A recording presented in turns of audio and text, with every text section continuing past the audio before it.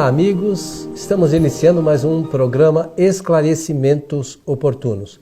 Lembramos a você que o nosso programa tem o objetivo de levar as informações da doutrina espírita, sempre nos baseando nos livros fundamentais de Allan Kardec. Conosco, Milton Felipe. E aí, seu Milton Felipe? Tudo bem, muito obrigado. Estamos aqui já prontos para o nosso trabalho de hoje. Que os bons espíritos nos ajudem sempre. Ô, seu Milton Felipe, vamos lá atender aqui uma solicitação que nos foi encaminhada, que diz assim: se Deus é bom, como dizem, por que Ele consente que uma criatura faça o mal a outra? Interessante isso, hein? É interessante, só que eu deduzo que a pergunta não tenha sido formulada por um espírita.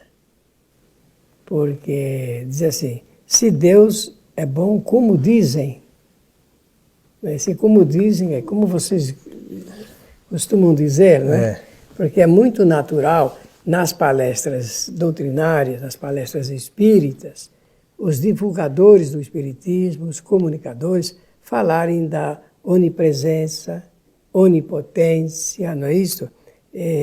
Bondade. Onisciência, bondade, da justiça de Deus. Então, são atributos que o homem emprestou ao Criador. Não é que Deus deu ao homem. O homem é que criou esses atributos para expressar o que ele considera o máximo dos máximos de qualidades do Criador. Dentro dos limites, né? Ainda dentro da nossa capacidade de pensar sobre o Criador.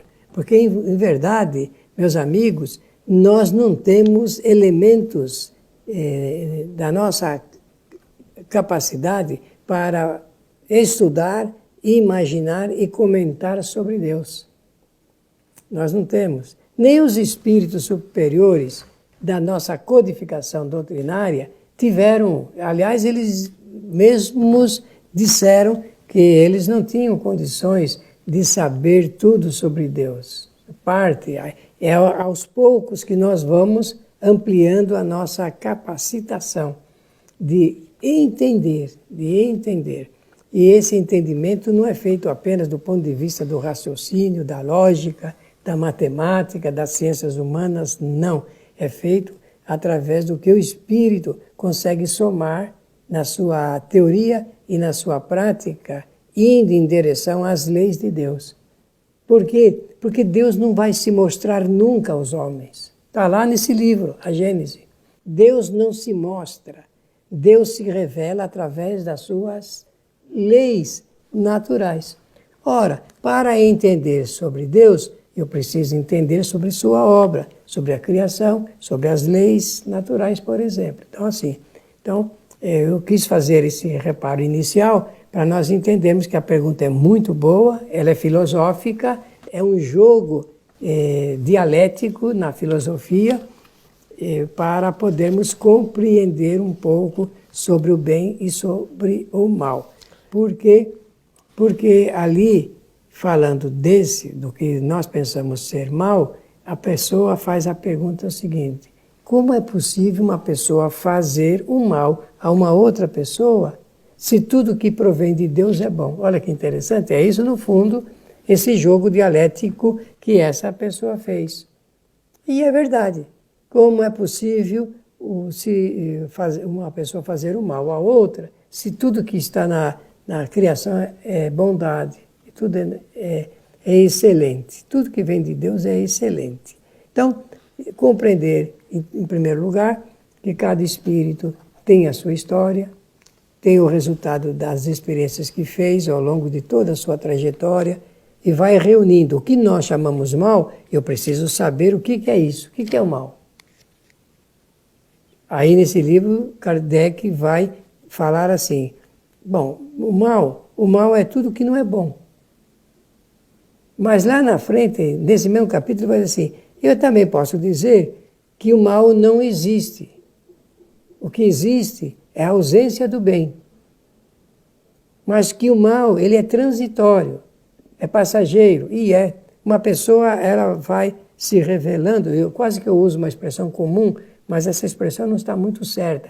Dizer que o homem muda, o homem não muda, ele se revela ao longo das experiências que faz.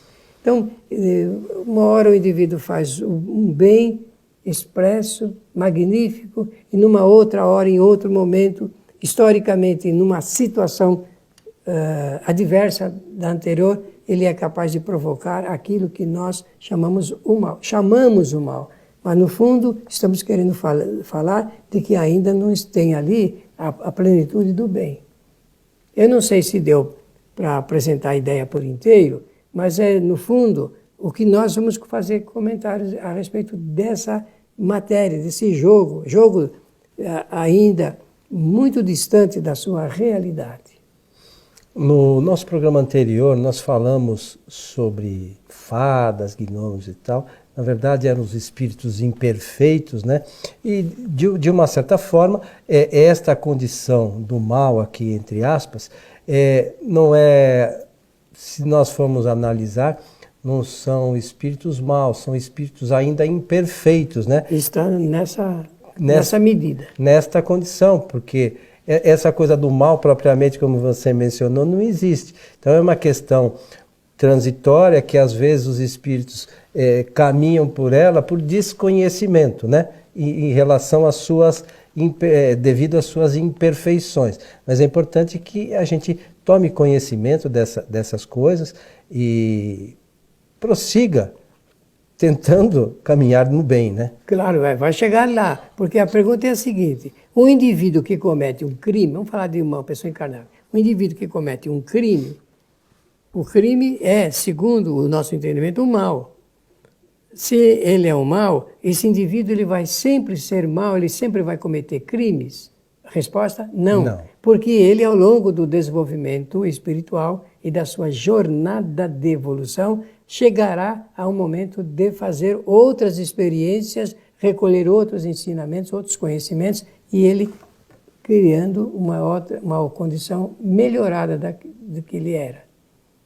É interessante pensarmos assim, sabe? Que senão nós vamos vamos criar o mal perpétuo. E não existe o bem perpétuo. O mal perpétuo não existe. E os espíritos vão, através das reencarnações, vão adquirindo conhecimentos, muito embora ainda às vezes continuam por vezes imperfeitos, cometendo alguns equívocos e tal, mas a cada nova experiência ele vai angariando novos conhecimentos, algumas virtudes, e vai, ao longo do tempo, chegar à condição de espírito bom. Aí já estará numa nova condição. E olha, esse bom que você está mencionando também é ligado ao conhecimento das coisas. Eu vou só lembrar um fato que está na história de Francisco de Assis. Francisco de Assis é o patrono aqui desta casa, não é? Isso. Então, conta-se que Francisco de Assis, certa manhã, estava cuidando do seu jardim, cuidando das suas plantas e das suas flores lá, e que chegou alguém perto dele, porque estava em moda anunciar o fim do mundo, e alguém chegou perto do Francisco e disse: Francisco, se o mundo acabasse agora, o que você faria? Por exemplo, se você chegar alguém aqui e te der notícia, olha, o mundo vai acabar daqui 10 minutos, o que você faria? É evidente que cada pessoa daria uma resposta, teria uma reação de acordo com o governo das suas emoções. E ele simplesmente respondeu: eu continuaria cuidando do meu jardim. Não é uma atitude superior? É, de alguém equilibrado, alguém que faz coisa boa, mas se alguém que não faz coisa boa, tem muita gente que, na história, até assaltos e invasões cometeram porque o mundo ia se acabar. E a gente às vezes comete alguns equívocos, né? As pessoas, do modo geral, que nós nos incluímos, imaginando que também o mundo vai acabar amanhã, né? E esquecemos que nós teremos outras encarnações, que a lei de causa e efeito se faz presente na vida de todos os espíritos, encarnados e desencarnados, todos eles vão acumulando essas experiências e às vezes os resultados não são aquilo que a gente esperava, né, em algumas encarnações, mas eles decorrem exclusivamente dos nossos atos. É verdade. Então a gente sempre acha que nessas questões do bem ou mal, alguém fez alguma coisa para nós. Todos os nossos problemas decorrem exclusivamente de atos que alguém cometeu, até de Deus muitas vezes, né? Mas Deus esqueceu de mim, Deus não sei o quê. Mas a culpa é exclusivamente nossa. Mas a gente, nós nos colocamos sempre numa situação de infalibilidade, né? Por não termos alguns conhecimentos, a gente se acha... É mais fácil a gente pôr a culpa em alguém do que assumir o erro. Não é mais fácil e cômodo também, né? Porque aí a gente não... Sabe, eu não tenho que mudar nada, fica aquela... Às vezes eu nasci assim, eu cresci assim, você sempre assim. A síndrome de Gabriela, que o pessoal brinca, né? Em vez de ver o tempo que está perdendo, né? Observar o que acontece à volta... as possibilidades de evolução que a gente tem e a gente não se dá conta, né, Milton? Sobre esse assunto do mal que é produzido por uma pessoa sobre outra, porque também a pergunta faz referência a isso, lembrar-nos que ninguém sofre o mal se não desejar. Quando alguém ela é receptora, quando ela abre campo, quando ela entra na lei da sintonia, com toda certeza ela poderá receber o mal desejado. Mas se ela não estiver na mesma sintonia daquele mal, não há como, não existe como. Mas existe a questão, Milton, que até os espíritos falam, da fatalidade, né? Que as pessoas acham, aconteceu, porque da fatalidade. Não existe acaso, né? Não, isso é lei de causalidade. Causalidade. Então, às vezes, alguns fatos acontecem, muito embora nós não consideremos, tipo, vamos, uma bala perdida. Acertaram por acaso uma bala perdida. Ela nunca é tão perdida assim, né, Milton? Não existe esse tipo de acaso. Né? Aqui não é censurar ninguém com relação a isso, mas nós estamos fazendo só algumas considerações com relação à lei de causa e efeito, né? Às vezes às vezes não, sempre isso ocorre por algum motivo, né? Como nós também falamos num de nossos programas anteriores, nós temos uma previsão, mais ou menos, da nossa jornada relacionada com a lei de causa e efeito, né? Isso mesmo. De atos que cometemos encarnações anteriores e que geraram efeitos, e esses efeitos vão acontecendo ao longo do tempo, não é isso? Isso mesmo. E a gente precisa compreender isso, que é mudar a causa para ter novos efeitos melhores. E aí depende da transformação do espírito. Né? Depende da sua evolução, né? Daquilo que ele consegue entender, melhorando a qualidade do seu conhecimento. Tudo é uma questão de conhecimento mesmo. Agora, você poderia fazer a gentileza de ler um pouquinho desse capítulo? Isso aqui é o capítulo 3º do livro A Gênese, de Allan Kardec, O Bem e o Mal. Origem do bem e do mal. Sendo Deus o princípio de todas as coisas, e sendo este princípio todo sabedoria, todo bondade, todo justiça, tudo que dele procede deve participar de seus atributos, porque é infinitamente sábio, justo e bom. Nada pode produzir de insensato, de mal, de injusto. O mal que observamos não deve, pois, ter uma fonte nele. Então não é Deus que faz mal nenhum, não, né? Então é a criação nossa, mas uma criação transitória, não é perpétua. Não é perpétua. Decorre da condição do espírito daquele momento.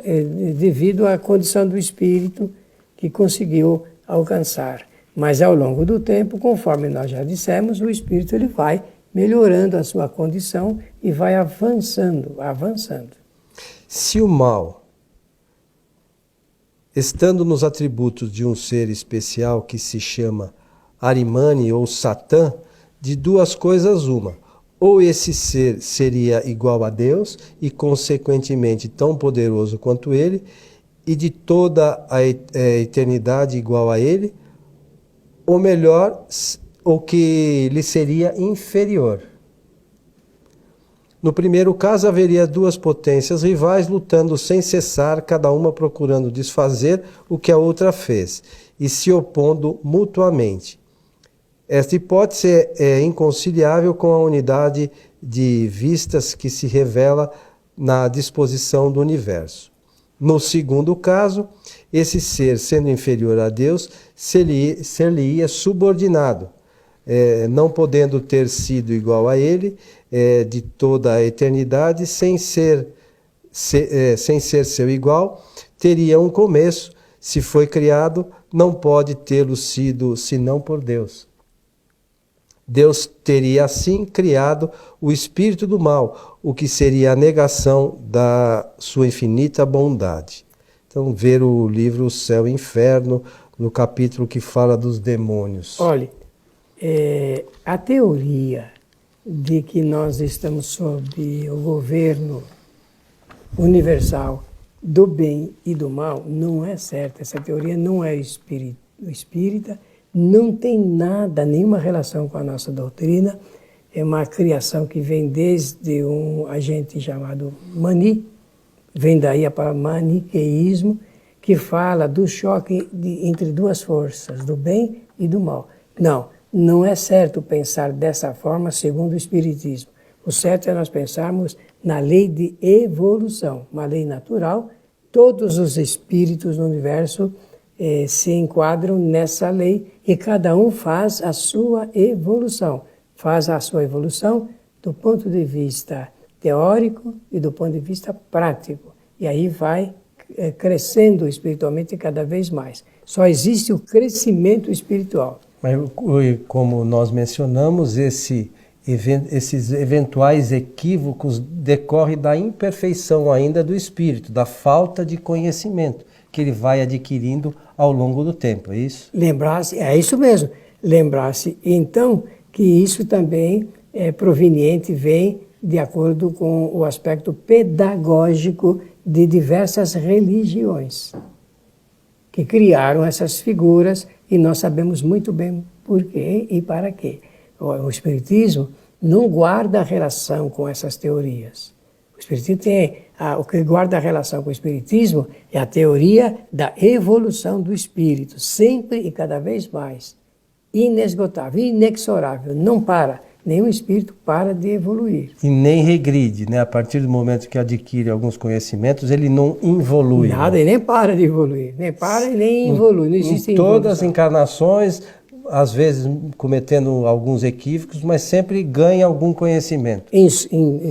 Quando termina o 5º minuto entre 5, se nós fizermos uma apreciação, o espírito já aprendeu mais. Em cada átimo de tempo.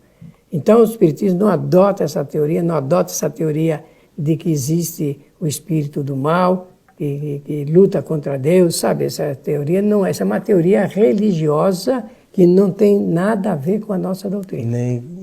Nem que, como você mencionou, a doutrina espírita é evolucionista. Evolucionista, totalmente.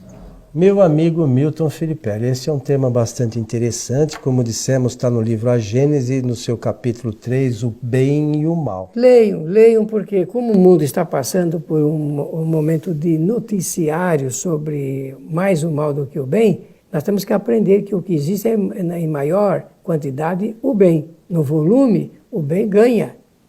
É que as pessoas adoram ver o mal, né? Nós temos uma certa atração fatal pelas coisas que não são muito boas, muito positivas. Mas daqui a pouquinho, nós caminhando, vamos aprender e rumamos rumo à perfeição, né, meu? Exatamente. Suas considerações finais. Muito obrigado pela atenção de todos, pela oportunidade de mais um programa e desejar-lhes que os bons espíritos nos ajudem sempre. lembramos todos da importância da leitura das obras de Allan Kardec, a Revista Espírita. Nós sugerimos aqui, sempre que possível, o site www.ipeac.com.br,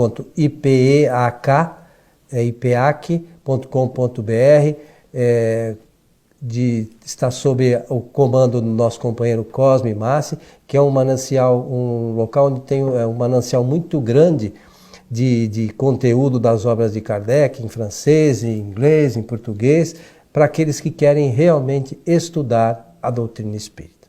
Para você que esteve conosco, o nosso abraço e até o nosso próximo programa.